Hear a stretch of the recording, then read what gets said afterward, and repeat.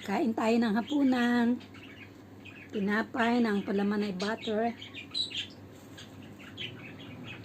At ang aking drink ay chocolate drink. Katumbas ng Milo o Ovaltine sa atin.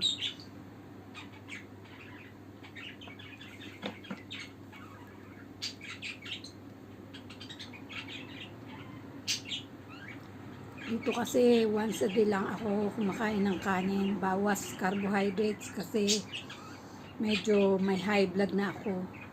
Kaya kailangang bawas-bawas ang carbs. Kaya ang ginagawa ko, sa tanghalian na lang ako nagkakanin.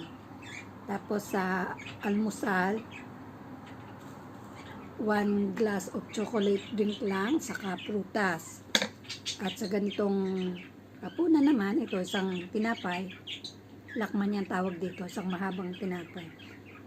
At 1 glass of chocolate drink. Tapos pag ginutom ako maya-maya kasi maaga pa, wala pang alas 7 dito.